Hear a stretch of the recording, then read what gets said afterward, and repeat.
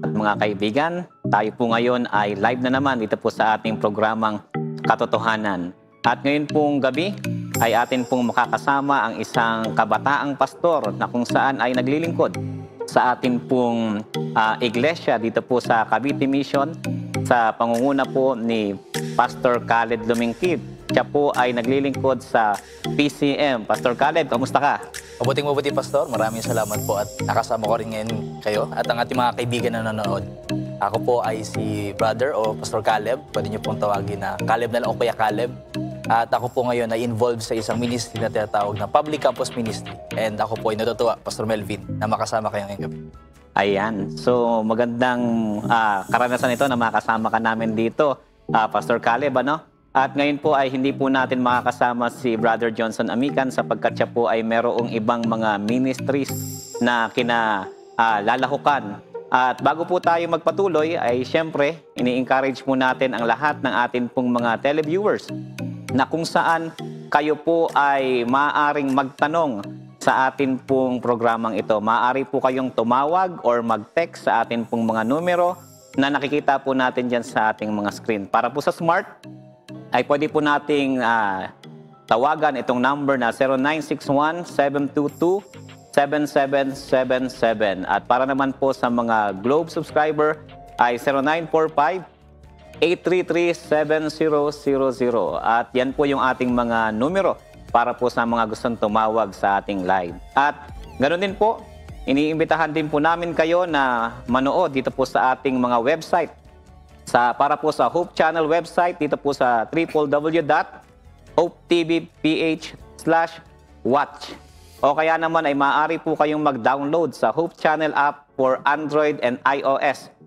Search nyo lamang po Hope Channel app. Makikita nyo na po yan. At para naman po sa mga TV and cable viewers, mapapanood nyo po kami sa GSAT 33, sa Sky Direct Channel 15 at sa Channel 45 naman po dito po sa Metro Manila. Channel 44 para naman po sa mga nasa Baguio, Pangasinan, Nueva Ecija at Tarlac. Yan po, pwede po kayong manood live sa mga cable para po sa mga nanonood sa atin sa television. At ngayon po, bago po tayo tuluyang magpatuloy, ay babati muna tayo, Pastor Caleb. Baka meron kang mga gustong batiin na mga kaibigan, kakilala na nanonood sa atin ngayon. Ayan, maraming salamat po sa pagbati, Pastor. Ako po ay binabati ko po ang aking mga magulang. Si Mama po na nanonood ngayon sa kanyang cellphone. At aking po mga kaibigan sa ministry, mga pastors po natin, and ating mga kabataan sa Lighthouse Silang. Ito po ang aming ministry pastor sa Kabso Silang. So kami po itutuwa na makasama kayo ngayong gabing ito. Ayan. So, syempre, binabati ko rin po yung akin pong may bahay na nanonood po sa atin kasama ng aking anak, si Sister Lorena Hamora, at ganoon din si Zachary Saiden. At syempre, yung akin ding mga magulang na nanonood sa atin, talaga namang walang sawang sumusubaybay upang tayo ay suportahan. At syempre, yung aking pamangkin dyan sa Dasmariñas, Cavite, at yung akin pong mga kapatid. At syempre, hindi po pwedeng hindi natin batiin yung ating mga kapatid dito sa General Trias 1, sa akin pong distrito na pinaglilingkuran. Binabati ko po kayo ng isang mapagpalang araw, mga kapatid. At para po sa mga elders po natin dyan, binabati din po natin ang ating mga nangunguna sa ating mga iglesia.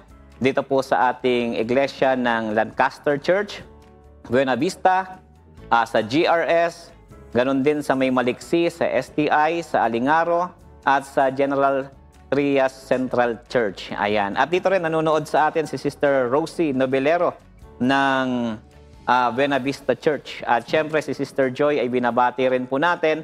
At ganoon din yung ating mga delegates dito po sa nagaganap na camping ngayon. Itong campo rin natin dito po sa may AUP. Yung ating mga delegates dyan, sila Sister Eve, si Sister Sol, at yung iba pa nating mga kabataan binabati po natin.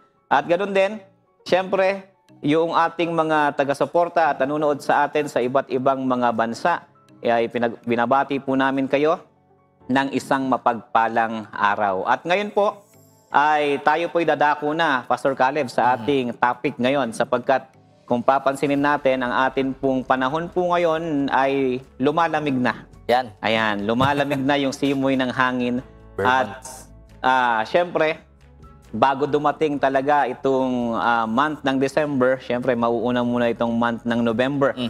At isa sa pinag-uusapan ay yung topic, mapa-television man, mapa-school man, ay may kinalaman sa mga multo. Marami nga ngayon siguro ay nagse-celebrate na ng mga Halloween, mga ganyan. So ngayon, ay atin pong tatalakayin ay meron pong kinalaman sa mga multo. Kaya kung nakikita niyo po sa atin pong pinakapamagat ngayon, ay totoo po ba ang mga multo? Pastor Caleb, ano? At by the way po mga kaibigan, ay si Pastor Caleb pala dahil siya ay naglilingkod sa PCM, tinatawag din sila doon ng mga coach sapagkat talagang very nagsumusuporta sila sa mga kabataan at kino-coach nila ito na maging disciple. Kaya siguro minsan baka matawag ko siyang coach, wag po kayong malilito doon. Ano po? So, sasagutin po muna natin itong katanungan ng isa sa ating pong mga TV viewer. Dito po tayo sa slide number 3. Ayan, slide number 3. Ang sabi po dyan, meron po bang immortal na kaluluwa? Salamat po sa pagsagot. So, syempre, ito na rin, no? Dadako na rin ito doon sa mga multo. Kung totoo ba ang mga multo, sino yung mga nagpapakita. Kasi alam mo, Pastor Caleb, noon, nung ako ay bata pa, talagang kapag dumarating yung ganitong month, talagang sa mga palabas sa telebisyon, madalas ko napapanood yan, yung linggo ng gabi, gabi ng lagim. Gabi ng lagim. Ayan, gabi ng lagim. Na talagang nakakatakot lumabas noon ng bahay kasi yun yung mga napapanood. Tama. Meron daw mga tumatambay na white lady sa puno ng balite. Ayan. O kaya naman kapag sa isang kanto ay may nabangga o may nasaksak, may namatay. Paparamdam. May nagpaparamdam. Yeah. Ayan. So ngayon, sagutin natin to. Ano bang sinasabi ng Biblia patungkol dito? So bibigyan po natin ng pagkakataon si Pastor Caleb para magbigay sa atin ng paliwanag patungkol sa banal na kasulatan patungkol sa kaluluwa. Ano ba ito, Pastor Caleb? Napakagandang tanong po, Pastor. Ano? Actually, nagustuhan ko po yung tanong na meron po bang immortal na kaluluwa? Actually, Pastor, bago ho natin buksan ang Biblia, kasi pag nakita ho natin, actually, marami hong debate about dito. Parang, kumbaga, bagsakan na lang palitan ng mga Bible verses. Sa tingin ko po makakatulong po muna, Pastor, kung tignan natin ang history. Kung paano po ba na-develop ang pag-understand sa immortal na kaluluwa. Yeah. Kasi maaari ho, Pastor, na maaari sa atin po pagbabasa ng Biblia, mag-iba ho tayo ng definition na kung anong immortal at ano yung kaluluwa sa atin pong mga nagtanong ng mga kaibigan. So ngayon po, atin pong i-define para same level tayo, Pastor. Yan. Ayan. Kaya po, titignan po natin, saan ba nanggaling mga kaibigan ang view na ang isang kaluluwa ay isang immortal? Ayan. Dediretsuhin ko na ho. Ito po ay hindi turo ng Biblia. Ito po ay nanggaling sa philosophy, actually, Pastor. Ito po ay nanggaling sa Greek o classic view, Greek o Greek philosophy. Ang tinatawag po dito ay philosophy. Dualism. Magkamali po pala ako. So, dualism po, ito po yung pagkatingin na ang nature ng realidad, tao, bagay sa mundo, ito po ay nahahati sa dalawa. Ang physical at ang spiritual. So, ang physical, ito po ay masama, na kailangang iwasan, kailangang i-correct. At ang spiritual, ito ay mabuti. So, sila ho'y magkaiwalay. Ang tawag ko dito pa sa dualism, ano? Yeah. Ito po ay nanggaling sa Greece. Ito pong sa idea ng Greece kung saan karamihan ng ating mga sikat na mga philosophy nanggaling. At yun po ang yun po yung kumalat na idea patungkol sa pagkatingin kung ano ang kalagayan ng isang tao at pagkatingin sa kaluluwa. Kaya tingin natin ng popular view, tayo ho ay isang sisidlan bilang tao. Ang katawan natin sisidlan at ang contents nito, ito tinatawag nating kaluluwa. At kapag namatay yung sisidlan o yung lalagyan, which is ang ating katawan, lumalabas daw dito ang ating kaluluwa na immortal. So ito ho yung tinatawag nating dualistic view. Pero kung titignan din ho natin ang kasaysayan at ang philosophy po, nanggaling ho sa kung saan nanggaling ang Biblia, which is sa Middle East. Ito po ay sa sa Hebrew idea na hindi po ito nagsusubscribe sa dualism. Ito po yung nagsusubscribe sa idea o sa philosophy na holism. Ito po sa words ni Bakioki, ito po ay tinatawag na holism or holistic view of reality. Na ang tao, hindi po ito isang sisidlan na may laman na kaluluwa, ito ho ay sama-sama ng hindi mapagkakahiwalay na mga aspeto ng pisikal, ng ating katawan, ng ating kaluluwa, ng ating spirito. So ito po yung tatlong, kumbaga iba't ibang parte na kapag nawala ang isa, hindi na ho siya magiging buo. Therefore, patay, Pastor. O non-existent. So dito po sa ganitong idea, nanggagaling po ang atin pong pag-aaralan ngayong gabing ito. Kaya po kung meron po tayong dalang Biblia, Pastor, ito po ang tinuturo sa Genesis 2 verse 7. Ayan. Sa atin pong verse, dito sa Genesis 2 verse 7, akin pong babasahin sa Tagalog. At nilalang ng Panginoong Diyos ang tao mula sa alabok ng lupa at hiningahan sa kanyang mga butas ng ilong ng hininga ng buhay. At ang tao ay naging buhay na nilalang. Ito, sabi ho dito sa ating screen, ay naging kaluluwang may buhay. Pastor, magkaiba ho ang sinabi dito na nung hiningahan, nung ginawa ng Panginoon ang tao mula sa alabok ng lupa, hindi po siya nagkaroon ng kaluluwa. Ayan, hindi nagkaroon. Hindi nagkaroon ng Diba? kaluluwa. Opo. Kasi pag sinabi nating nagkaroon ay isang bagay na wala ka na napunta sa'yo. Ayan, opo. Di ba? Ngayon, ano ba yung pagkakasabi dyan sa talatang yan? Ang sabi ho dito ay naging kaluluwang Yan. may buhay. Mm. So, dito Pastor Caleb na pag tinignan natin ay iba yung naging sa nagkaroon. Nagkaroon. Di ba? Kasi kapag sinabi nating nagkaroon siya, ay isang bagay na wala sa kanya, samantalang pag sinabing naging, siya mismo yun. Siya mismo. Di ba? So, sa madaling salita, dyan sa talatang yan, maganda yung pagkakasabi sa atin mga kaibigan, na ang tao pala ay hindi nagkaroon ng kaluluwa. So, may kita po natin yung implikasyon na dahil siya ay naging, ibig sabihin, Pastor, siya mismo yung kabuuan. kabuuan. Yan. Ano? So, maganda yung bagay na yun na binabanggit. So, ano pa bang makikita natin dito sa bagay na to na ating pinag-aaralan? Ayan, bukod ho sa pagkabanggit, Pastor, ng kaluluwa, isa pa pong makikita natin ay sa Greek at Hebrew definition sa Biblia ng word na kaluluwa. Sa Hebrew, Pastor, na word, ito po ay tinatawag nating nephesh. Pag sabing nephesh, yes, kaluluwa sa Tagalog. Sa English, soul. Pero alam niyo ho yung meaning niya doon sa Hebrew language. Pag titingnan ho natin ang ating mga Hebrew na dictionaries and whatnot, ang tawag ho dito, kapag sabing nephesh, hindi ito isang parang conscious na spirito na pag namatay gumagala. Hindi po doon. Ang sabi ho sa nephesh ay buong pagkatao o buong pagkakakilanlan. Ganon din sa Griego ang salita, Pastor, na sa Greek word, sa New Testament, na pagkabanggit sa kaluluwa, ito po yung tinatawag nating suke. At dito po nanggaling yung word na psychology o psyche.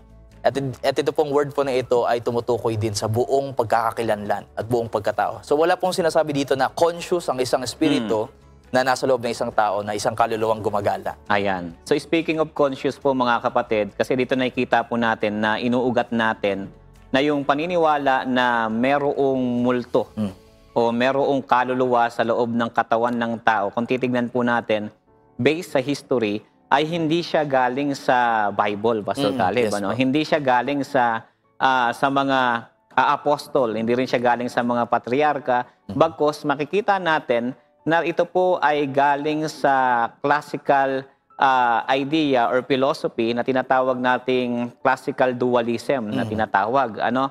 Sapagkat kung titingnan nga natin, pag trace po natin yan, panahon pa lamang nila Moses, ang paniniwala nila sa tao ay isang buo. Yan, isang buo. Diba? Kumbaga ay holism ang tawag. So yung kanyang kaluluwa, yung spirit at yung body, ito ay part ng kanyang characteristic, ng kanyang karakter. At hindi po ito magkakahiwalay na entity sa loob ng katawan ng tao. Kaya nga maganda yung talata, Pastor Caleb, na binasa mo kanina sa Genesis chapter 2. Verse 7, di ba? Na ang sabi doon, ang tao ay naging kaluluwang may buhay. So, ibig sabihin, siya mismo yung kaluluwang may buhay. Hindi ba? Kaya nga, sundan ko yung sinabi mo na hindi siya yung tao, kapag ito ay namatay, hindi siya yung hindi siya yung conscious pa rin. Totoo po. Na alam yung mga bagay-bagay. Kaya may kita po natin mga kapatid, halimbawa, dito po sa Ecclesiastes chapter 9, verse 5 hanggang 6, may ganito po tayong mababasa eh. Ecclesiastes chapter 9, verse 5 hanggang 6. Ayan.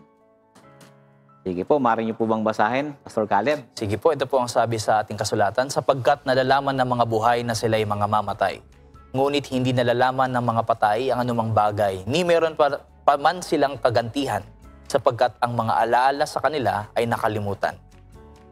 Verse 6, maging ang kanilang pag-ibig, gaya ng kanilang pagtatanim ng kanilang pananaghili ay walang ngayon, na wala man silang anumang bahagi pa magpakilanman sa anumang bagay na nagawa sa ilalim ng araw. Ayan. So dyan, Pastor Caleb, malinaw, ano? Na ano daw, alam ng buhay na sila ay mamamatay, pero hindi alam ng mga patay ang anumang mga bagay sa kanila. So sabi nga dyan, kahit yung pag-ibig nila, kasi di ba minsan may nagsasabi na hanggang kamatayan, ikaw lang ang mahalin ko. Kumaga, may mga ganun pa. Pero makikita po natin dito, sangayon sa talata, na wala na lahat, nakalimutan na.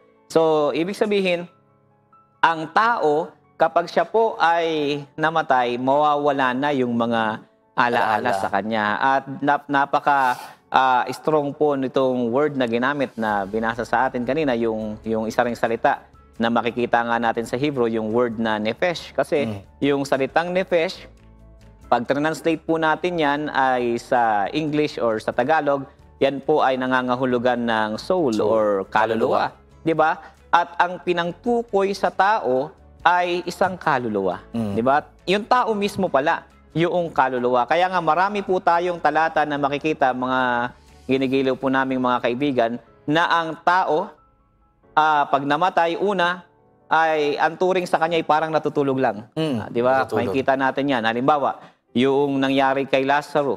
Di ba? Dito sa John chapter 11. Verse 11. Verse 4. Di ba? Verse 4, may sinasabing ganyan dyan. Tingnan natin. Ayan. John chapter 11. O basahin na natin sa 11. Verse 11, Pastor. John 11, verse 11. Ayan, ano po ang pagkakasabi rito? Ang sabi ho dito sa John 11:11, ang mga bagay na ito ay sinalita niya at pagkatapos nito ay sinabi niya sa kanila, si Lazaro na ating kaibigan ay natutulog. Ngunit ako'y pararoon upang gisingin ko siya sa pagkatulog. Ayan. So ano daw ang sabi dyan?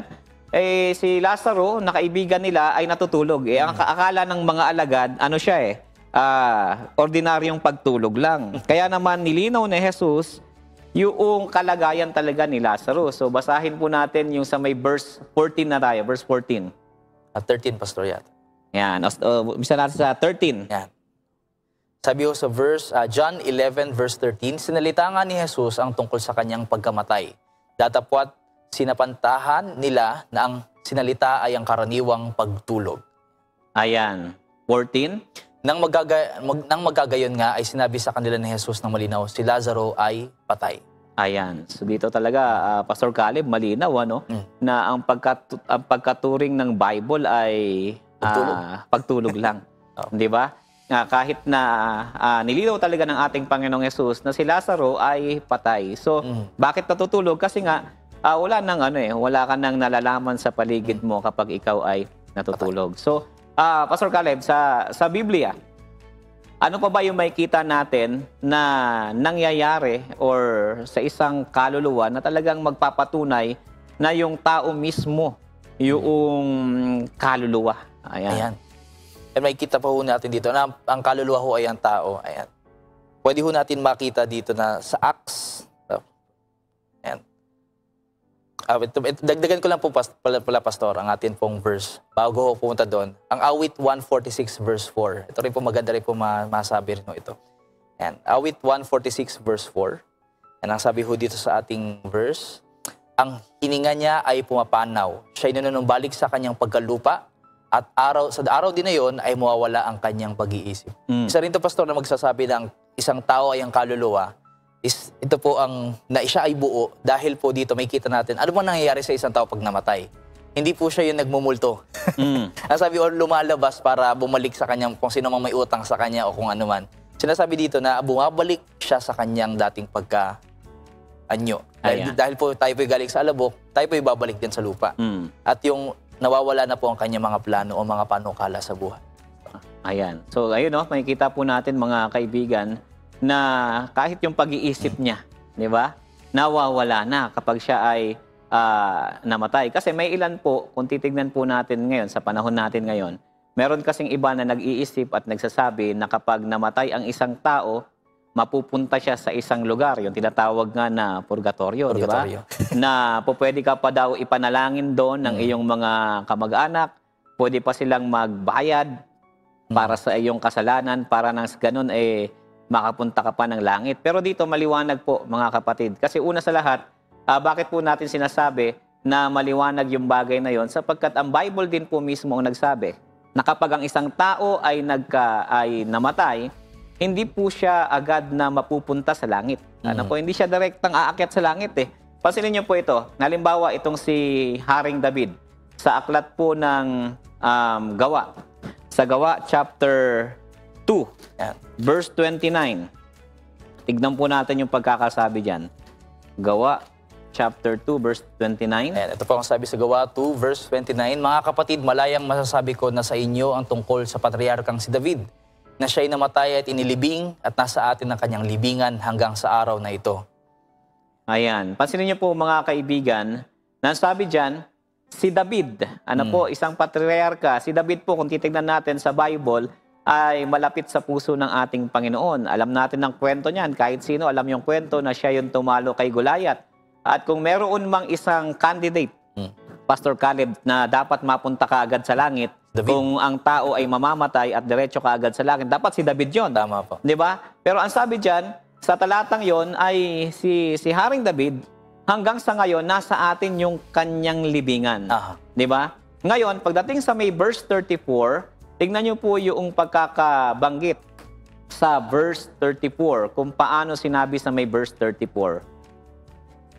Umakyat ba siya ng langit? Ayan, pagpatuloy ho natin ang basa patungkol sa bangkay ni David. Sapagkat hindi umakyat si David sa mga langit, datapwat siya rin ang nagsabi, sabi ng Panginoon sa aking Panginoon, maupo ka sa kanan ko.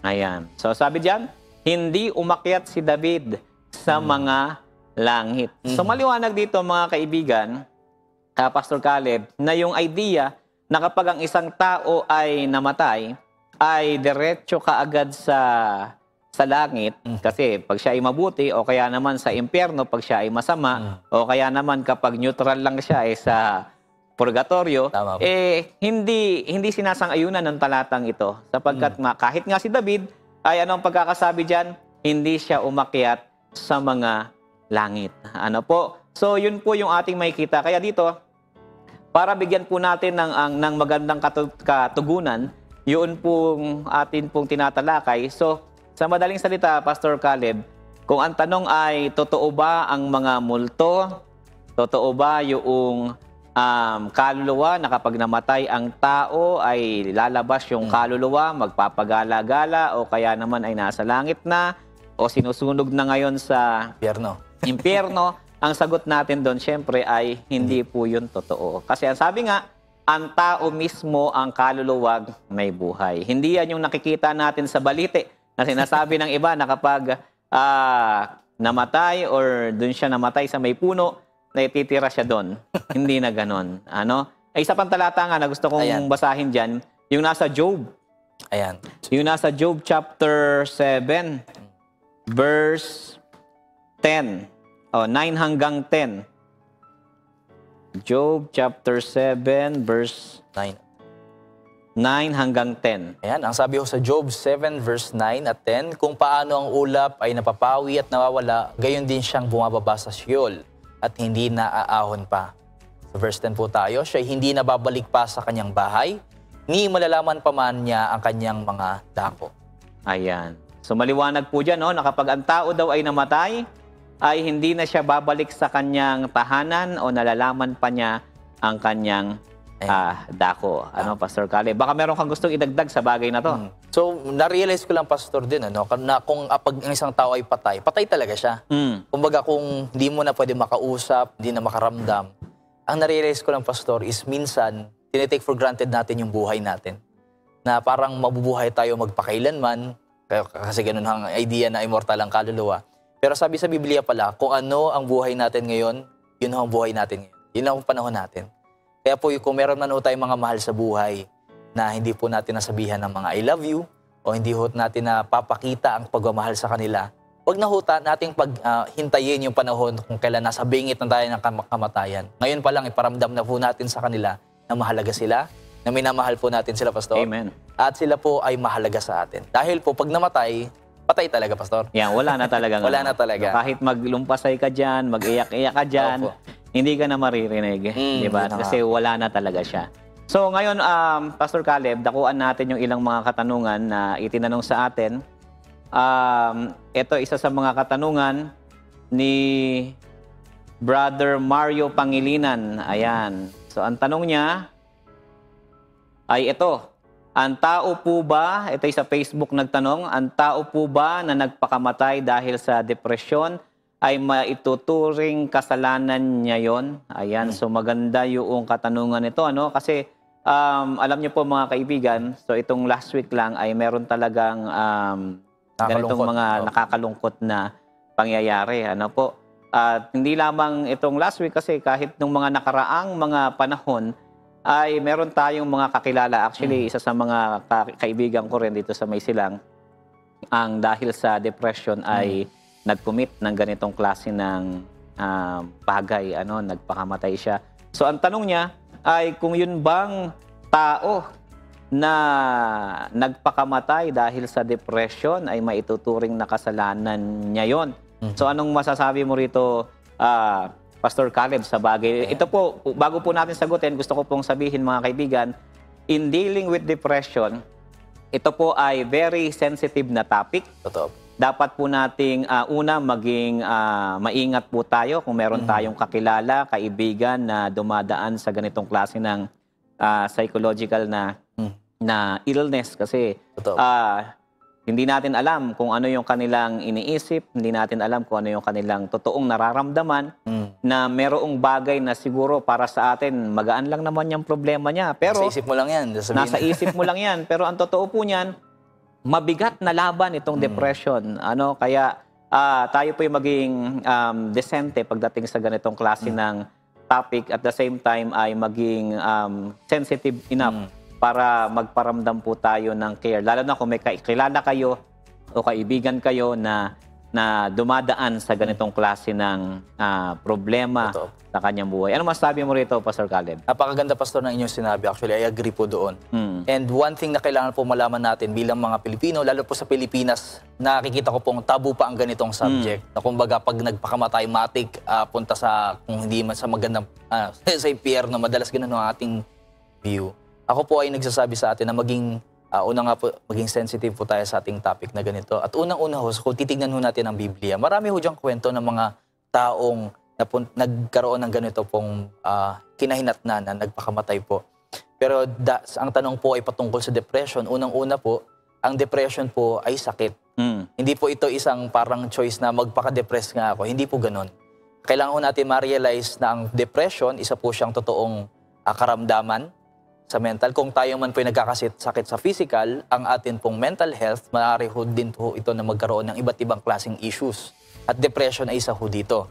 At hindi po, kumbaga, hindi po ganun kadali at hindi po ganun, kumbaga, in-encourage na i-judge ang isang tao na ganito ang pinili dahil po sa kanya po ay may depression. Ang alam ko lang, Pastor, ay ganito, ang Panginoon ay mabuti. Ang Diyos ay nakakaalam ng puso ng tao. At ang ating Panginoon ay gracious. Alam ko po, Pastor, na ang Panginoon, siya po ay wise at just sa pag-deal sa ganitong bagay. And knowing Him, knowing po na ang Panginoon mismo mo nagbigay ng kanyang buhay sa krus para lang po sa pag-ibig sa isang tao. Alam ko pong hindi malayo na siya po ay gracious din sa ating po mga kaibigan na ganito po ang dinanas na paghihirap. Kaya dito, Pastor Caleb, tayo, hindi natin mahuhusgahan yung tao eh. Totoo po. Kung halimbawa, kung ang magiging tanong talaga is siya ba'y ligtas o hindi. Hindi po natin sila mahuhusgahan. Kasi bagamat binabanggit talaga ng Bible na ang author talaga ng ating buhay walang iba kundi ang Diyos. At talagang siya rin ang may karapatan na kumuha ng buhay. Ang depression po ay isang psychological disorder na kung saan ay ang tao merong mga stimulus na nagiging sanhi ng kanyang desisyon na ginagawa. Ano po, at gaya nga po ng binanggit sa atin, tandaan po natin ng ating Panginoon ay maunawain, siya ay makatarungan, siya ay mahabagin, at siya lamang ang may karapatan na humatol sa ganitong bagay, sa ganitong klase ng act na pag-commit ng pagpapakamatay dahil sa depression. At kahit nga si Ellen G. White, may sinasabi siya dito sa Desire of Ages, page 302, na God takes into account the circumstances of every soul. So, alam ng Diyos yung kanyang ginagawa, alam ng Diyos yung nararapat na hatol doon sa mga taong may ganoong klase na dinanas, Pastor Caleb. Baka meron kang gustong idagdag. Opo, sa atin po mga kaibigan, gusto ko lang din po magbigay ng panawagan po sa atin po mga manonood. Alam niyo po, kung tayo man po ay nakakaranas ng ganito pong mga season sa ating buhay o tayo man po mismo ay diagnosed na meron pong clinically depressed po tayo, gusto ko lang pong magbigay ng panawagan po sa atin. Ang Diyos nakikita po ang kalagayan natin. Higit sa lahat, marami pong tao, higit sa lahat ang Diyos po ay nagmamahal sa atin. Na kung meron man po tayo mga problemang ganito, I encourage po na pwede ho tayong mag-seek sa ating po mga professional dito sa bagay po na ito. Wala pong kumbaga, hindi po ito pinagbabawal ng Biblia. Actually, in-encourage po din ito. Kung paano po tayo pumunta sa doktor, ganun din ho sa pag-treat sa ating mental issues. At alam po natin na ito po'y kailangan. At ito po ay in-encourage about isa po sa atin. Para po sa atin, para rin po sa ating mga pamilya. Ayan. So siguro ito yung isa sa mga verses na gusto kong i-share. Bago tayo lumipat sa sunod na katanungan, yun pong nasa Matthew chapter 11 verse 28 to 29. Napakagandang talata po nito. Kung meron kayong kakilala na dumadanas ng depression at ganitong klase ng emosyon sa kanyang buhay or ganitong klase ng issue, ay i-share natin ng ating Panginoong Hesus at basahin natin itong talatang ito. Matthew chapter 11 verse 28. Ayan po. Ang sabi po sa Mateo 11:28, magsiparito sa akin kayong lahat na nagpapagal at nangangabigatang lubha at kayo'y aking pagpapahingahin. Ang sabi po sa verse 29, pasanin ninyo ang aking pamatok at mag-aral kayo sa akin sapagkat ako'y maamo at mapagkumbabang puso at masusumpungan ninyo ang kapahingahan ng inyong mga kaluluwa. Napakaganda, Pastor. Sabi ng talata, no? Magsiparito kayo sa akin, kayong lahat na napapagal at nabibigat ang lubha at kayo'y aking pagpapahingahin. Alam niyo po, kung ikaw yung tao na dumadanas ka ng depression sa buhay, dumaranas ka ng mga stresses sa buhay mo, lagi mong tandaan na merong Panginoong Hesus na nagmamahal sa'yo, inaantay ka niya na lumapit sa Kanya. Kaya naman, tandaan natin ang ganitong klase ng mga emosyon. Kapag hindi ito na-control, ay maaring maging nakamamatay ito. Deadly emotions. Kaya si Kristo ang solusyon sa nakamamatay na emosyon. Ano po? So ngayon ay dakuan natin yung sunod na katanungan. Meron tayong katanungan dito. Pero bago natin po ito sagutin, batiin lamang po natin yung ilang mga kapatid na sumusubaybay po sa atin. Binabati po natin si Sister Lily Lumingkit. Mama ko po. Yan, mama mo yan. At ganoon din si R. Christian Roda. At ganoon din po si Jopet Mabakas. At si Sister Melba Candol. At ganoon din si Brother Adriano Dulay. Sister Rachel Hernandez. Ayan, magandang gabi po sa inyo.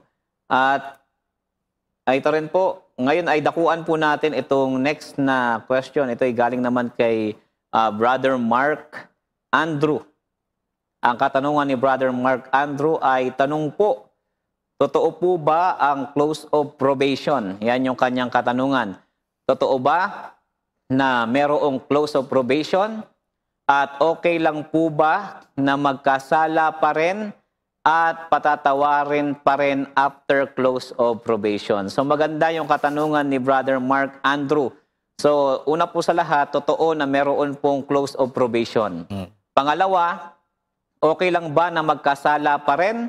Hindi po okay na magkasala pa rin after ng close of probation. Kasi kung ang motivation natin para tayo ay magkasala dahil tayo patatawarin pa rin ng Diyos, meron nang malaking problema ron. Pastor Caleb, ano? Inaabuso na natin. Kasi parang pang-aabuso yan sa biyaya ng Diyos. Ibig sabihin, kung ikaw ay hihingi ng patawad sa Panginoon, dahil lang patatawarin ka niya, ibig sabihin, yung iyong paghingi ng tawad, hindi talaga seryoso. Totoo. Di ba? Kumbaga, ang lalabas niyan, ang gusto lang natin ay parang ano lang, parang patas lang. Walang pagbabago. Kasi ang tunay na tao na sumampalataya sa ating Panginoong Yesus, makikita po natin at makikilala natin yan sa kanilang mga bunga. Kaya dito sa tanong ay, maganda yung tanong, totoo po yun. Pero kung okay bang magkasala ka after ng close of probation, dahil patatawarin ka pa rin, mali pong motivation yun.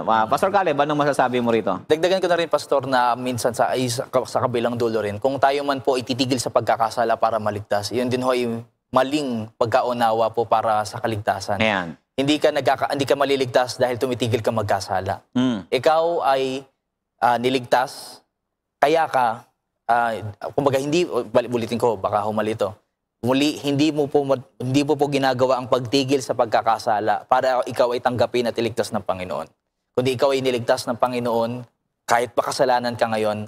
At dahil dito, pipiliin natin na hindi na magkasala. At ang close of probation, alam ko po na ito po ay kahit tayo po ay sa panahon po na ito, nasa mundo ng makasalan, tayo po nasa makasalan ng mundo, ang atin pong karakter ay binabago po ng Panginoon. Kaya po alam ko po, na doon po ay hindi na po natin sasadyain na mag-aasala o magrebelyon laban sa ating Panginoon. Ayan. Totoo yan, Pastor Caleb. At saka, ito po yung gusto rin nating makita. Alam niyo po, ito yung isa sa mga verses na ginagamit madalas patungkol po dito. Itong nasa Revelation chapter 22, verse 11. Ayan, sige po, basahin po natin ito. Revelation chapter 22, verse 11. Ang sabi ho sa Revelation 22:11, ang liko ay magpakaliko pa, at ang marumi ay magpakarumi pa, at ang matuwid ay magpakatuwid pa, at ang banal ay magpakabanal pa. Ayan. Dito, pansinin niyo po ito mga kaibigan. Sabi nung talata, yung liko, magpapakaliko pa. Yung marumi, magpapakamarumi pa. Yung matuwid, ay magpapakatuwid pa, at ang banal ay magpapakabanal pa. So dito makikita po natin sa pagtatapos ng probasyon, yung close of probation na tinatawag, ang tao na binanal ng ating Panginoong Diyos, ang gagawin po niya, magpapakabanal pa. Iba kasi yung tao na merong tendency na magkasala at yung tao na nagpapatuloy sa pamumuhay ng pagkakasala. Magkaiba po yung bagay na yon. So ang tao na binanal ng Diyos sa close of probation, ang gagawin niya, magpapatuloy po siya sa pagpapakabanal. Pero ang katanungan dyan, siya ba ay hindi na magsisisi?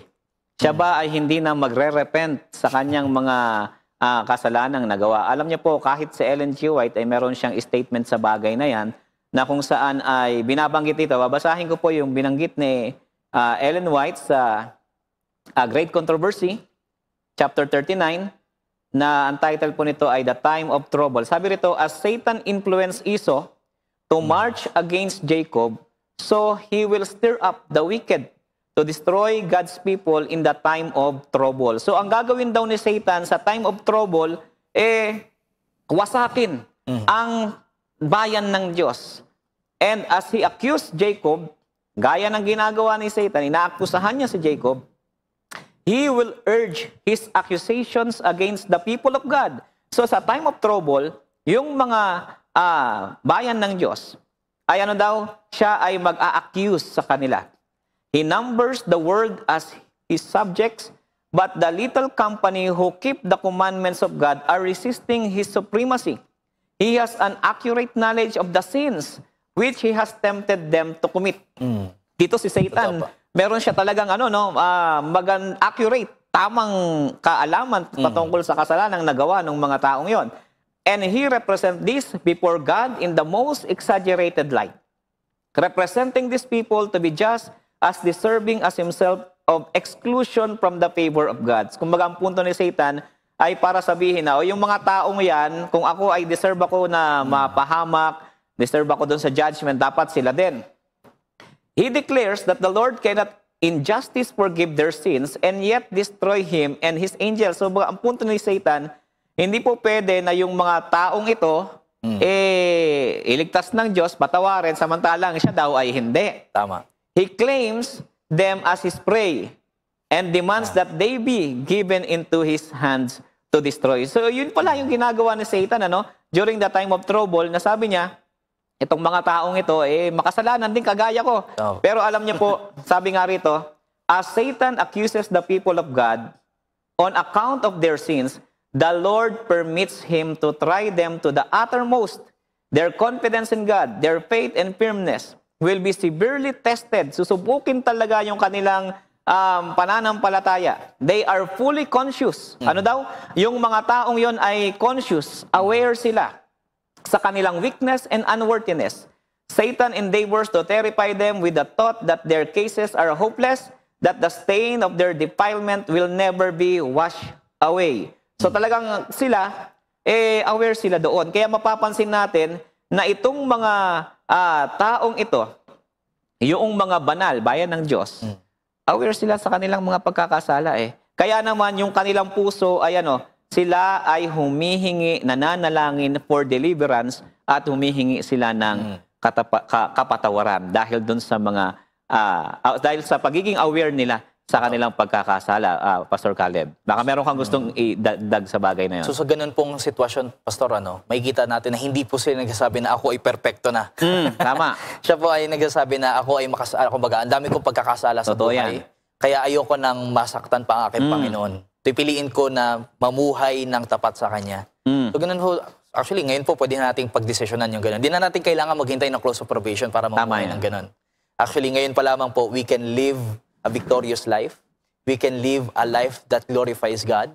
Pero hindi po kailangan na, kumbaga, maghintay na tayo ng close of probation para doon. Kaya po, pagdating ng close of probation, may madadatnan po siyang ganun na kondisyon. Dahil ngayon pa lang, namumuhay na po sila na nagpupuri ang kanilang buhay, ang kanilang karakter sa Panginoon. Amen. Kaya nga dito may kita po natin sa close of probation po, mga kaibigan, ay, kinakailangang i-consume yung earthliness nila. Totoo. Ano po, para nang sa ganon, yung image ni Christ ay maging perfectly reflected ng mga banal. So dito may kita natin na meron pa ring spiritual development na magaganap doon sa mga banal.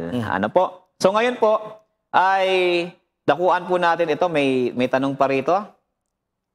Ang tanong ay ito. Hanapin natin yung isang katanungan. Ayan.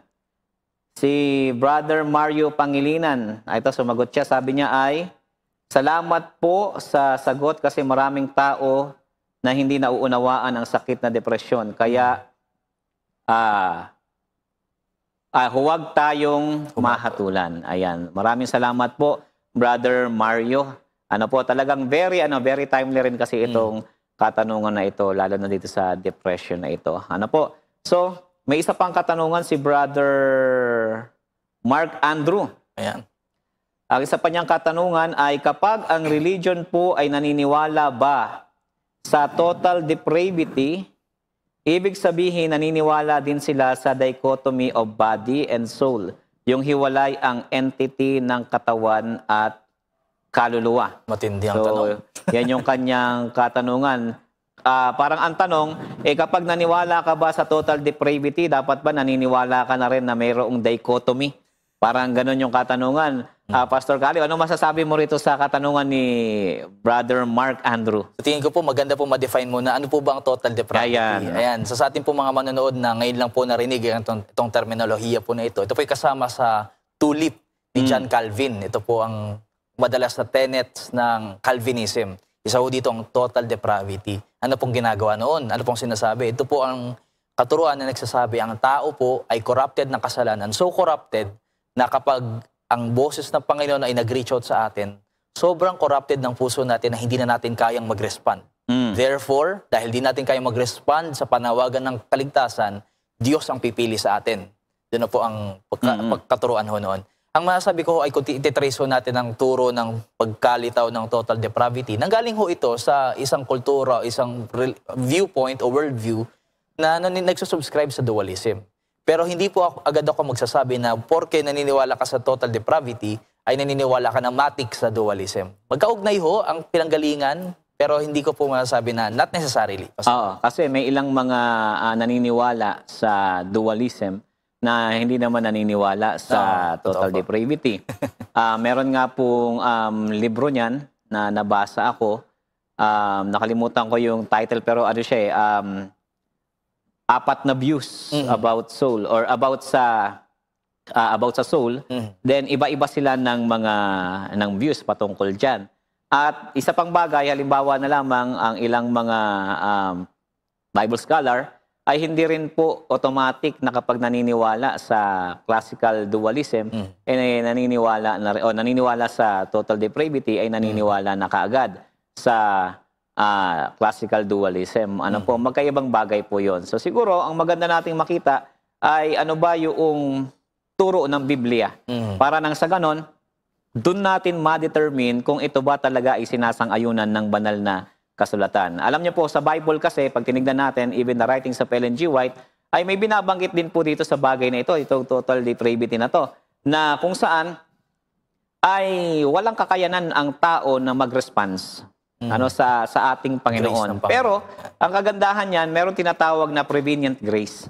Yung grace ng Diyos, ang siyang, kumbaga, kikilos sa tao, ihikayat sa tao at tutulungan siya para nang sa ganun ay makapag-response siya. Pero hindi ibig sabihin ito na controlled ng tao. May choice ka pa rin. Nasa sayo kung magre-response ka o hindi. May free will pa rin. May free will ka pa rin. Ano po, yun naman po yung pinagkaiba nun. Kaya, pag tinignan natin, kung sasagutin natin ito, ay pwedeng nating alamin anong view ng total depravity. Yung bang nakaangkla sa tulip o yung nakaangkla sa biblical understanding ng kalagayan ng tao, Pastor Cali. Baka meron kang gustong idagdag dito. Ayun po, sa bukod ho sa total depravity, ang siguro makikita ko ho na masasabi natin makukonekta sa belief ng dualism. Hindi ko po agad masasabi ang total depravity o ang tulip. Pwedeng may ibang makonekta pa. Pero kapag ang pundasyon ho ay dualism, ang doktrina ho na madalas nakaakibat ho nito ay unang-una purgatorio. Kakilala na meron isang place, isang realm na kung saan ang mga spirito ay pupunta doon, mag-spend ng ilang taon, babayaran ng mga kamahal sa buhay, o ipapanalangin ng mahal sa buhay para makatakas doon at ma-purify pupuntang langit. Yun ho, isa doon. Pangalawa ay ang conscious eternal torment. Ito po yung paniniwala na kapag napunta sa impyerno, ay habang buhay siya ito-torment ng Panginoon o ng Panginoon sa pamamagitan ni Satanas. Hindi po tayo naniniwala doon. At alam ko po ng Biblia ay hindi ho ganito ang pagka-picture sa ating Panginoon ni sa realidad. Na dahil po tayo po ay pag namatay, lumalabas ho ang kaluluwa, pag masama ka, doon ka pupunta. At ang isang view patungkol sa langit na spiritually, doon po tumidiretso ang mga patay. Ito yung nakikita ko kung direkta na resulta na pagka-tiniwala sa dualism. Ito po yung mga doktrina. Pero ang depravity, total depravity, sa tingin ko parang malayong putukan na ho iyan. Ayan. Oo. Kumbaga hindi siya masyadong align doon sa ating bagay na tinutumbok at pinag-uusapan. So dako po tayo dito sa isang katanungan din ng ating, ito naman ay isa sa mga TV viewer po natin. Ang tanong niya ay, totoo po ba na ang mundo ang umiikot sa araw o ang araw ang umiikot sa mundo? Ayan. Joshua 10 verse 13. Siguro, basahin natin yung talata, Joshua 10 verse 13. Yan, Joshua 10 verse 13. Para makita natin kasi ano ba talaga ang umiikot? Ayan, sabi po sa Joshua 10 verse 13.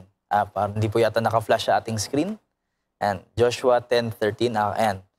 At ang araw ay tumigil at ang buwan ay huminto hanggang sa ang bansa ay nakapaghiganti sa kanyang mga kaaway. Hindi ba ito ang nakasulat sa aklat ni Jasher? At ang araw ay tumigil sa gitna ng langit at hindi nagmadaling lumubog sa isang buong araw. Ayan. So dito po, ito yung siguro yung ginagamit nila, Pastor Caleb, na talata para sabihin na ano ba talaga ang umiikot. Ang araw ba ang umiikot o ang mundo? Pero dito po mga kapatid, kung obserbahan po natin ang talata, sabi diyan, at ang araw ay tumigil. Yan siguro yung kanilang ginagamit para sabihin na yung araw pala ang umiikot. Kasi tumigil Di ba? So, hindi ang mundo. Pero dito po mga kaibigan, gusto nating ipakita, yung talata ay hindi po siya nagtuturo sa atin about science. Hindi po yan nagtuturo sa atin o nagsasabi sa atin ng tungkol sa siyensya or sa science, kundi inilalarawan ng talata yung himala na ginawa Yan. ng Diyos. Totoo po. Nung sinabi na huminto ang araw, ibig sabihin ay hindi kaagad ito lumubog. Dahil doon sa himala na nais gamitin ng ating Panginoon. Kaya nga dito, ang Bible po, tandaan po natin, gumagamit po ito ng mga wika ayon po sa pananaw ng tao. Kasi sila, Totoo po. nag-o-observe sila eh. Observational yung ginagawa nila. Kaya nagsasalita sila sang-ayon sa kanilang observation. Totoo po. Hindi sang-ayon sa scientific facts ngayon na available sa atin, na talagang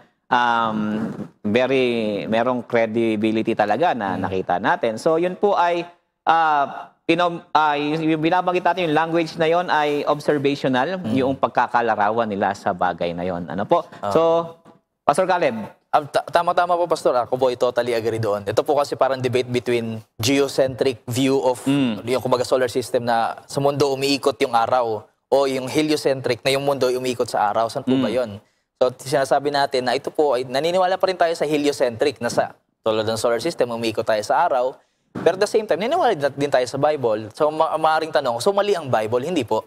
Gaya po ng sinabi ni Pastor Melvin kanina, na nung panahon po na sinulat ito pong account ni Joshua, naniniwala ho ang mga tao sa view na ganito. So, yun po yung kanilang naobserbahan. Opo, umiikot yung araw, umiikot sa atin.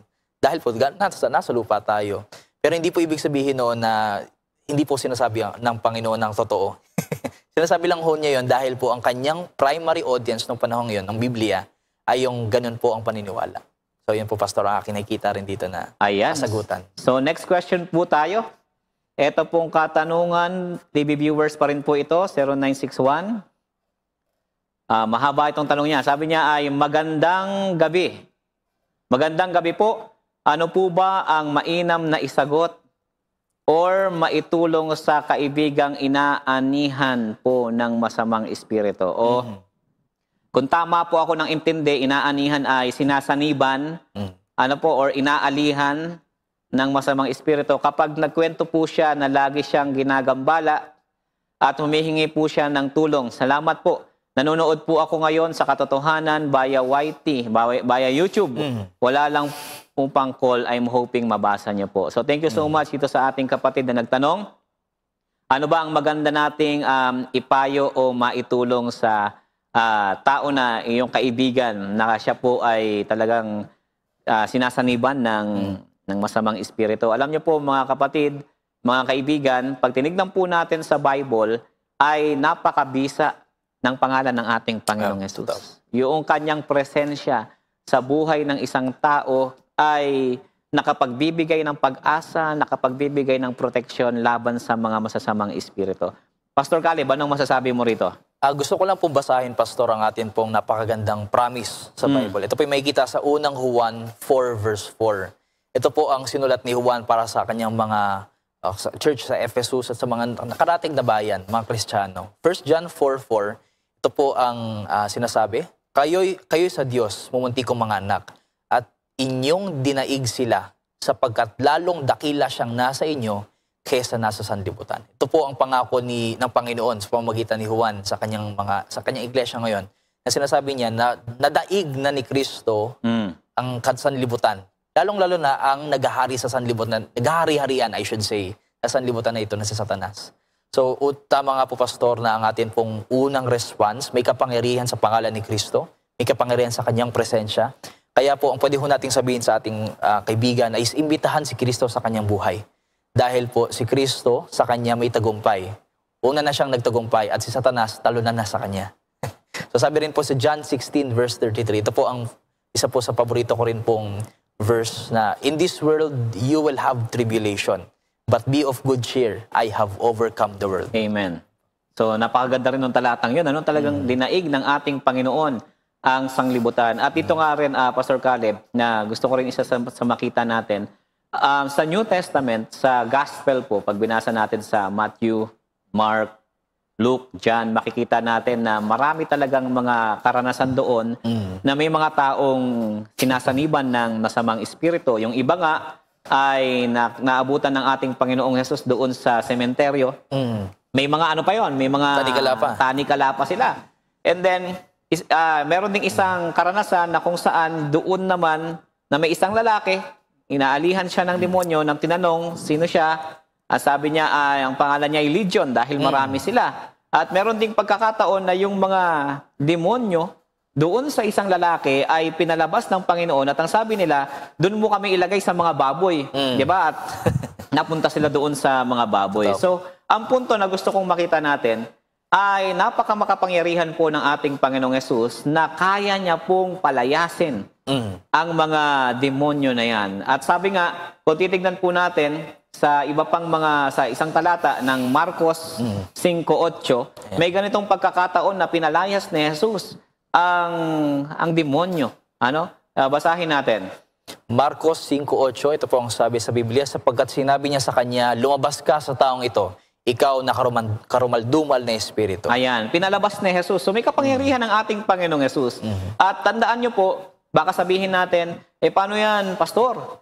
Hindi naman ako si Jesus. Paano ko siya mapapalayas? Alam nyo, merong karanasan ang mga alagad na kung saan meron silang nakitang isang tao, nagpapalayas din ng karumal-dumal na espiritu sa pangalan ni Jesus. In the name of Jesus. Pansinin niyo po, dito po sa aklat din ng Mark, chapter 9, verse 38 hanggang 39. Tingnan niyo po yung pagkakasabi yan. Mark, chapter 9, verse 38 to 39. Ayan.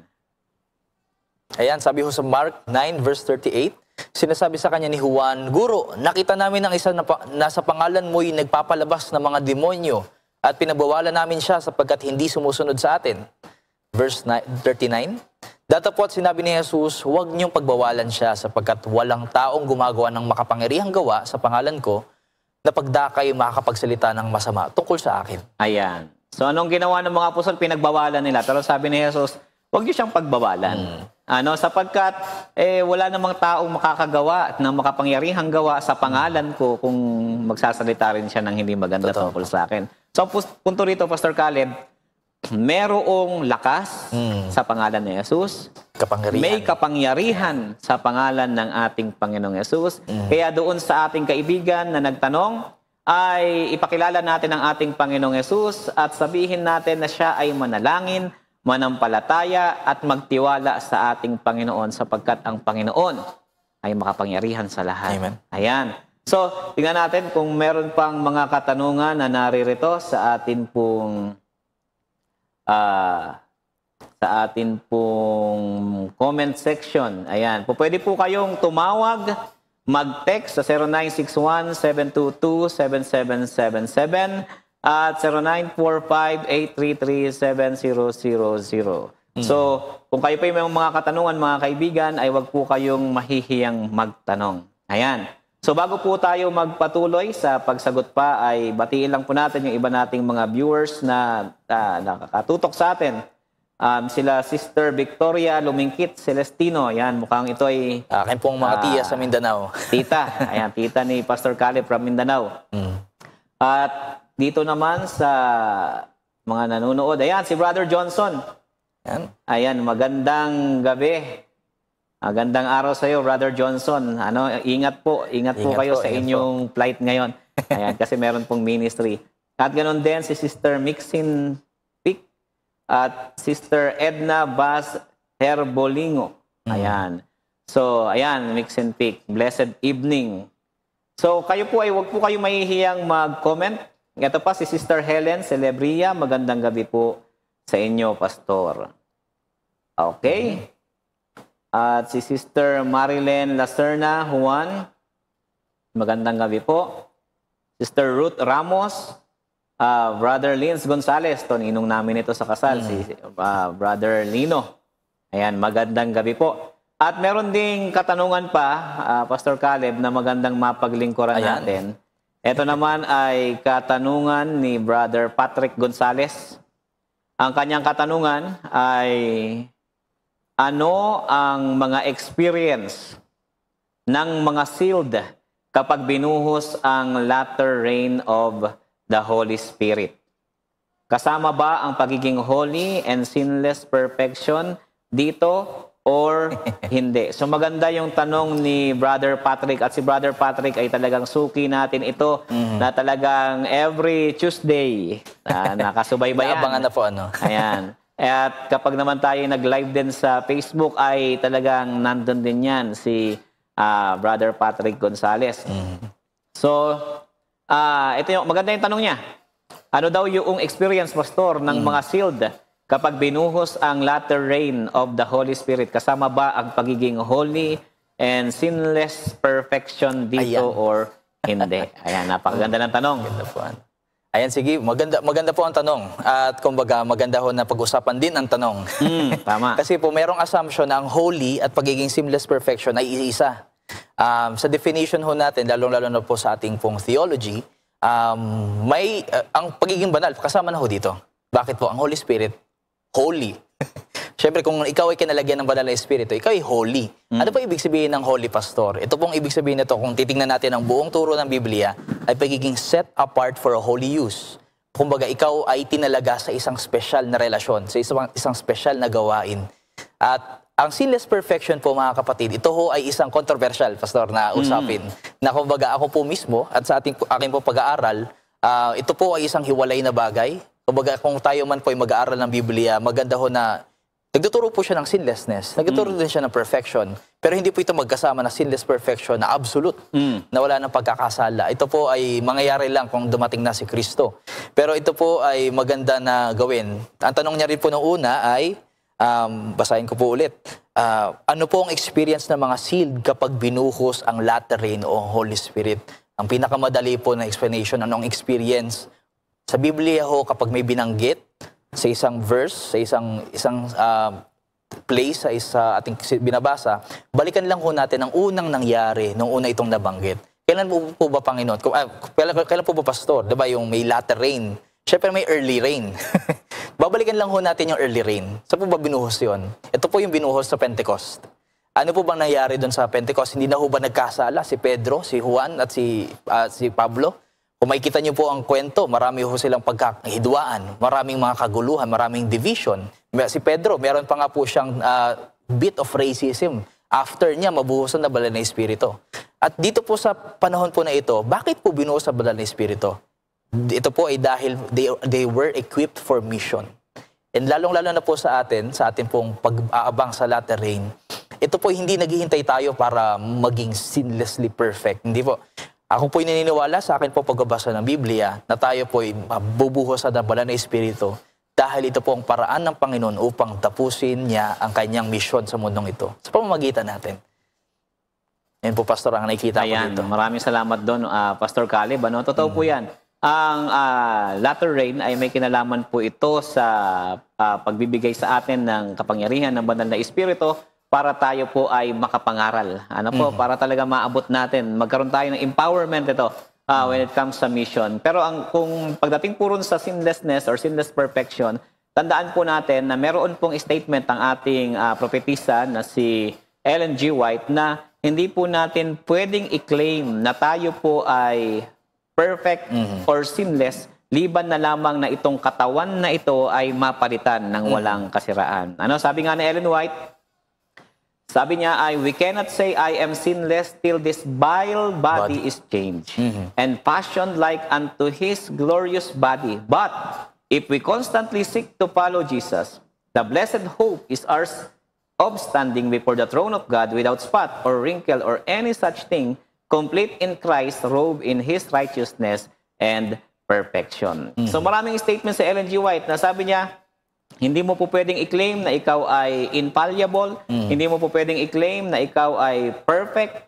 Hindi mo po pwedeng sabihin na ikaw ay sinless na. So, mangyayari lamang ito, safe lamang na i-claim na tayo ay sinless, na tayo po ay perfect kapag itong katawan na ito ay nabago na.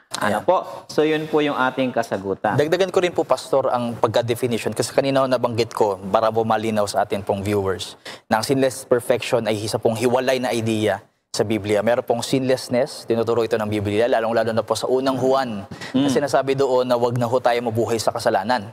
Pero hindi po ibig sabihin nun na ito po ay absolute sinlessness. Yan. Bakit? Kasi may kita ho natin sa 1 John 2:1, kung hindi ho nagkakamali, na ito po ay sinabi ni Juan, mga mahal, mga minamahal, sinulat ko ito para hindi na kayo magkasala. So yun po, sinlessness. Pero sabi niya, pero kung magkasala man kayo, we have an advocate with the Father. Sino yun? Si Kristo na righteous. So ito po, may kita natin, ano yung sinlessness na binabanggit ni Juan? Hindi po ito yung absolute sinlessness na kumbaga isang point ng buhay mo, wala ka ng pagkakasala, ang galing mo naman. Hindi po ganun. Ang ito po yung sinlessness ay open rebellion na sin. Dahil po, hindi po ibig sabihin ng sin sa Bible, ito po ay isang action. Ito po ay nanggagaling sa ating sinful heart na lumalabas sa ating action. So unang-una na po, hindi ang kasalanan po, hindi lang po yan isang choice, hindi lang po yan paglabag sa kautosan, kasama na po yun doon. Ito po ay nagagaling mismo sa ating sinful nature, sa ating sin nature. So, may kita ko natin dito na yun po ang tinuturo ng Biblia patungkol sa sinlessness. Paano naman yung perfection? Ang perfection po ay iba naman hong topic. Hindi po sila magkasama. Sinlessness ay pagtigil sa state ng puso mo ng open rebellion sa Panginoon o pagre-rebelde sa Panginoon. Ang perfection naman, ito po ay tinatawag sa Greek idea po, ito po ay sa Greek word, sinasabi po natin yung teleios. Ibig sabihin dito, pagiging kompleto, maturity. At ang perfection po, hindi po ito isang point sa buhay mo na, uy, narating ko na yung perfection, nahabutin na lang ako kayo. Hindi po ganun. Ang perfection po, ito po ay isang continuous growth, continuous maturity in love. Kaya po, sabi po ni Juan din, sa unang Juan, na I pray that you will be perfected in love. Because perfect love cast out fear. So may kita ho natin dito, magkaiba hong idea. Hindi po dapat natin sila ipagsama. Pag pinagsama natin sila, doon na po papasok ang ating tendency for legalism. Dahil po, kailangan kong itigil to. Kailangan kong gawin to. Kailangan kong maging perfect para tanggapin ako ng Panginoon. Hindi po ganun. Hindi po ganun din ang gospel na tinuturo po sa atin sa Biblia. Ayan.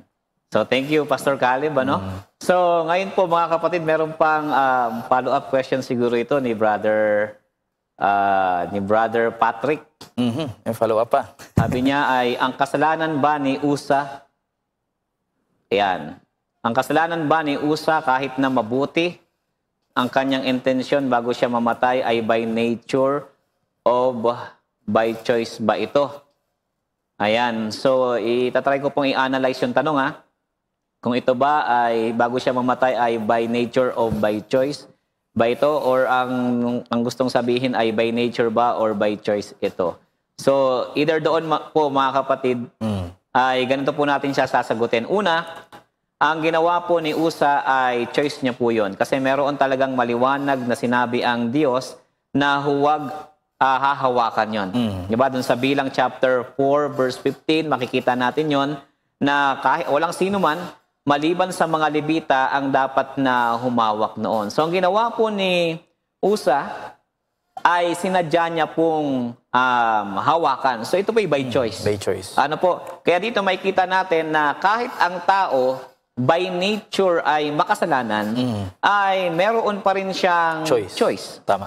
At ang ginawa niya, yung kanyang kalayaan, yung kanyang choice na yon, pinili niya na labagin yung utos ng ating Panginoon. Kaya nga dito makikita natin, gusto nating ibigyan ng punto, gaya po ng binanggit ni Pastor Caleb kanina, na talagang nagmumula sa nagmumula sa puso, nagmumula sa isipan, hanggang sa nagiging action natin. Kaya dito makikita natin yung gravity ng kasalanan, na hindi lang siya yung acts of sin. Hindi lang yung ginawa mong kasalanan, ang kasalanan, kundi by nature, kaya ka nakakagawa ng kasalanan dahil makasalanan ka. Makasalanan talaga. Di ba? Yun yung bagay na gusto nating makita dyan. Pastor Caleb, baka meron kang gustong idagdag sa bagay na to. So far, Pastor, sa tingin ko po, malinaw na ho ang kanyang pagkakaunawa. Na siguro ang aking pong takeaway na lang sa stories, hindi ibig sabihin na magandang intention natin, ay matik na tama ho tayo.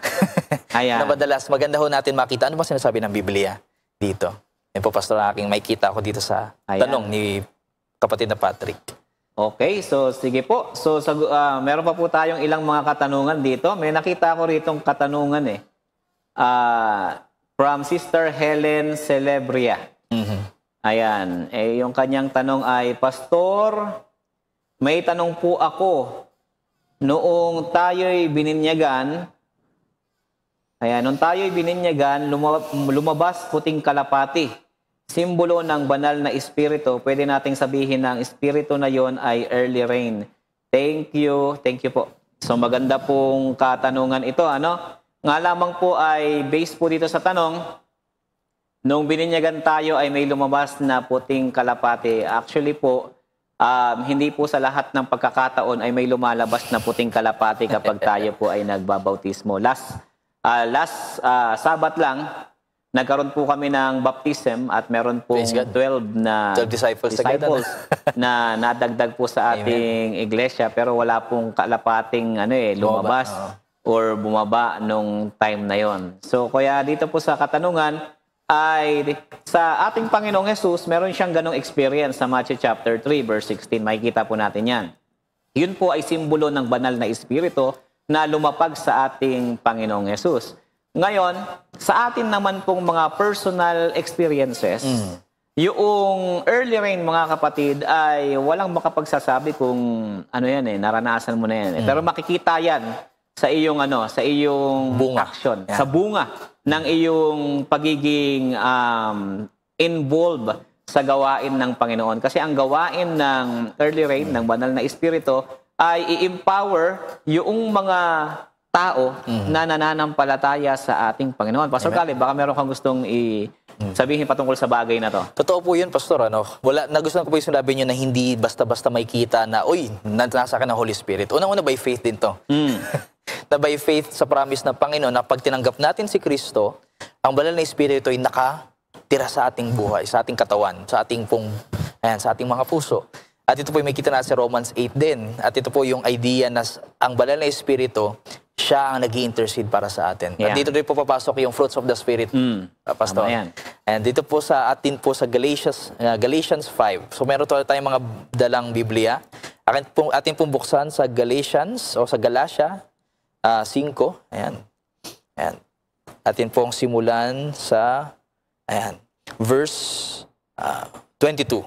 Ayan, ito po ang sinasabi dito sa ang mga bunga ng Espiritu. Sabi dito, datapwat ang bunga ng Espiritu ay pag-ibig, katuwaan, kapayapaan, pagpapahinuhod, kagandahang loob, kabutihan, pagtatapat. Verse 23 po, kaamuan, pagpipigil, laban sa mga gayong bagay ay walang kautusan. Ito po yung binabanggit dito na fruits of the Spirit.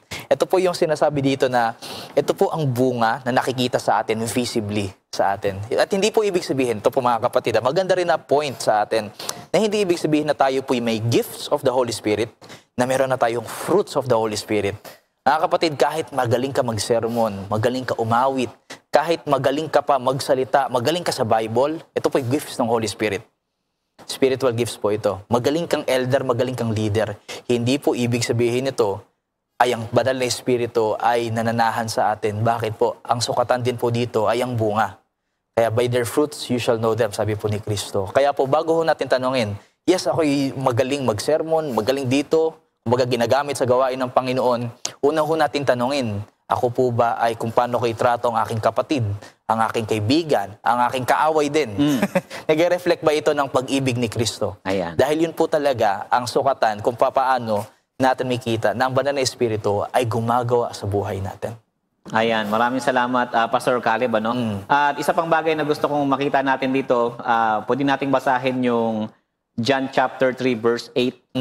Ayan, pansinin niyo po yung pagkakabanggit dito, John chapter 3 verse 8. Ayan, ang sabi po sa John 3 verse 8, humihihip ang hangin kung saan niya ibig at naririnig mo ang kanyang ugong, ngunit hindi mo nalalaman kung saan nanggagaling at kung saan ito paroroon. Gayon din ang bawat ipinanganak ng Espiritu. Ayan. So ang sabi po diyan, umihip ang hangin kung saan niya ibig, naririnig mo yung kanyang ugong, pero hindi mo nalalaman saan siya nanggaling. Ganon din daw yung mga ipinapanganak ng Espiritu. Kaya maganda yung binabanggit talaga ng Bible na sa kanilang bunga ay makikilala nyo sila. Ayan. So meron pa pong isang katanungan dito na ito po ay naipadalang katanungan from Jimland Nokalan. Ang sabi niya ay dahil dyan sa isang pastor daw ay nag-iba ang ihip ng hangin sa grupo ninyo, Dati okay yung mga tinuturo ninyo noong hindi pa kayo kasama. Ayan, nung isang pastor daw. Dahil dyan sa LGT na pinabubulaanan yung mali, kayo pala ang mga mali. Mali na ang itinuturo. Ayan. So, medyo very strong po itong statement ng ating kapatid na ito, itong kaibigan natin. Pero ang totoo po niyan ay hindi po tayo nagtuturo ng kamalian dito, especially yung ating group dito, pastor, nila Brother Johnson Amican. Bakit? Sapagkat yung atin pong pinanghahawakan, walang iba kundi ang banal na kasulatan. Pangalawa, atin din pong ginagamit as a reference yung atin pong fundamental beliefs. At ganun din yung atin pong Handbook of Seventh-day Adventist Beliefs. So sa madali pong salita, ang gusto nating ipunto, kapag ang isang doktrina na ipinapasok at pilit na idinidikit sa Seventh-day Adventist, dapat po alamin muna natin kung saan ba ito galing. Ayan, totoo po. Ibig sabihin, ito ba talaga ay turo ng Seventh-day Adventist? O baka naman, official ba to? Baka naman galing lang ito sa ilang mga authors, sa iisang author lang or lilima lang siguro siyan, at hindi naman ito pinag-aralan ng committee ng ating iglesia. Kasi sa atin, ang ginagawa, bago yan maging isang doktrina, pinag-aaralan muna yan ng matindi. Hindi lang isa, pastor. Hindi lang dalawa. Talagang merong committee. At yung committee na ito, bawat bansa merong representative. So kumbaga may kita ho natin dito yung priesthood of all believers. Ayan, totoo yan. Kumbaga ay hindi monopoly ng isang tao o ng isang grupo lamang, kundi iba't ibang lahi, iba't ibang background yung nag-aaral dito. And then pagkatapos yan, ipe-present pa yan sa General Conference. Hindi ba? Magkakaroon pa tayo ng every 5 years session. yan. May session pa yan. At bago siya lumabas sa ating mga official na mga books, official statement, pinag-aralan ito ng mabuti at ng matindi. Kaya nga, meron akong gustong basahin na ito ay galing din sa atin pong church manual. Kung kayo po ay available naman po yung ating church manual, na lahat po ng mga turo ngayon na bumabangon ay dapat po itong sinusuri ng maigi. Ayan. Lalo na kapag bago pa lang. Totoo po. Hindi ito basta-basta dapat itinuturo sa church. Kasi ang sabi dito sa ating church manual, sa page 124, ito po ay 2022 edition, hanggang 125, the church confers no right to any pastor, elder, or other person to make the pulpit a forum for advocating disputed points of doctrine or church procedure. Totoo po. Testing new light. Members who think they have new light, pasin niyo yung mga membro na nag-iisip na meron silang bagong liwanag, contrary to the established views of the church, should seek counsel from responsible leader. Ang problema rito, Pastor Caleb, yung iba, ang ginagawa, hindi Facebook na, agad. Facebook agad, ipopost ka agad, magla-live ka agad, hindi na nagtatanong Totoo po. doon sa mga pastors natin at sa mga leaders natin. Ano sabi ni Ellen White? Sabi sa Testimony, Volume 5, page 293, there are 1,000 temptations in disguise prepared for those who have the light of truth. And the only safety for any of us is in receiving no new doctrine. Ano daw? Mas safe ka kung tatanggap ka ng hindi bagong doctrine. Totoo. Gaya ng last generation theology. No new interpretation of the scriptures without first submitting it to brethren of experience. Hindi kasi muna sinasubmit.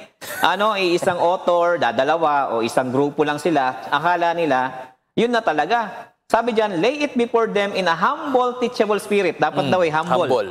Yan. Teachable. Teachable. Kaso, Mahirap yun. Hindi. Ang daming accusation ka agad With earnest prayer and with they see no light in it, kapag nakita nila na walang liwanag doon, yield to their judgment, for in the multitude of counselors, there is safety. Kapag pala nakita nila, halimbawa ako, may bago akong aral, nakita ng mga leaders, ng mga experienced brethren natin na walang liwanag doon, pasakop tayo. Totoo po. Hindi yung sila yung gusto mong Madalas ako saan pa, isa kang kasama sa grupo ng ganito na pumasok sa church. Sabihin, postmodern na kayo. Di ba? Ano pa ba? Marami yan. Evangelical na kayo. Di ba? Kumbaga ay nagle-labeling. Labeling, tama po. So hindi po tama yung ganong bagay, mga akusasyon kapatid. at paninirang puri na ho yan sa ating kapatiran. Kaya nga ang challenge dyan, dapat ay patunayan muna isubmit muna sa church, pag-aralan muna, and then itataas natin ito kapag pag pumasa sa local church nyo, itataas nyo ng district. Pag pumasa sa district nyo, ilagay nyo sa area. Pag pumasa sa area nyo, iangat nyo sa conference kung saan kayo kabilang hanggang makaabot ng union, hanggang makaabot ng SSD, hanggang makaabot sa General Conference para talaga mapatunayan, Pastor Caleb. Totoo. Hindi yung ikaw lang yung naniniwala dyan, especially ngayon, maraming naniniwala sa mga conspiracy, di ba? Ikaw lang yung naniniwala dyan, hindi naman pala paniniwala ng church, and then ginagamit yung pulpito ng church. Tandaan po natin mga kapatid, especially sa mga elders po natin na nakikinig sa ating pong programa ngayon, huwag po nating basta-basta ipapagamit ang pulpito ng church, lalo na kapag meron pong dalang ibang katuruan. Salain po muna natin yan. Kasi ang pulpito ng church intended para sa pagpapakain ng mga tupa. At ang dapat ipakain sa kanila ay yung aral mismo ng iglesia ng Seventh-day Adventist. Ano po? So, yun po yung bagay na gusto nating sabihin. Ayan. So, eto. Ayan. Merong comment dito si Brother Mario Pangilinan. Di po ba may talata na pasakop sa pamunuan? So, yung mga hindi nagpapasakop sa pamunuan, sila ang may problema. Totoo po yan.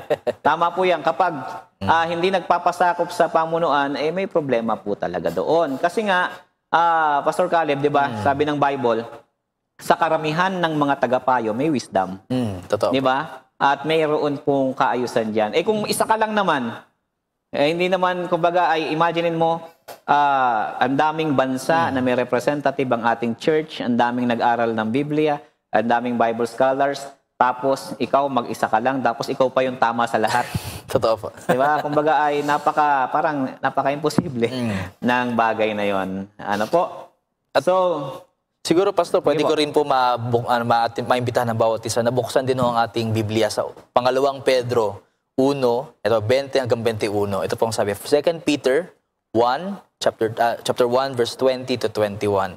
Ito pong sabi, babasahin ko sa ang Biblia na 2001. Una sa lahat, dapat ninyong malaman ito na walang propesiya ng kasulatan na nagmula sa pansariling pagpapakahulugan. O sabi dito, sapagkat hindi sa kalooban ng tao dumating, 1 verse 20, verse 20 po, verse 20. Yan. Atin pong i-back sa ating screen. Yan, kumbaga, na malalaman ito na alinmang hula ng kasulatan ay hindi nagbuhat sa sariling pagpapaliwanag, Pastor. So, hindi may isang tao na, yes, merong interpretation, pero kailangan niya rin po mag-consult. Bakit po? Kasi alam po natin na tayo pong lahat ay image bearers. Ayan. Tayo pong lahat ay merong tinatawag na priesthood of all believers na kung saan ang Panginoon nagsasalita rin sa pamamagitan natin. So, kailangan mag-consulta po talaga. At maging, sabi nga niyo, Pastor, maging teachable. Ayan. Ito pa yung mahalaga dito. Ayun po.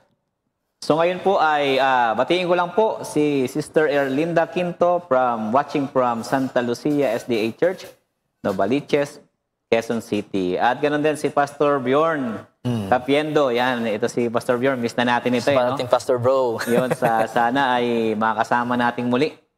O kaya naman, tayo na yung makapunta dun sa kanya. Okay po. At ganoon din ay, ito, binabati rin natin si Brother Mark Hill Ocampado. Sabi niya ay loud and clear po mga pastor. Marami pong salamat. At ganoon din si Brother Michael Antonio E. Labo. Good evening.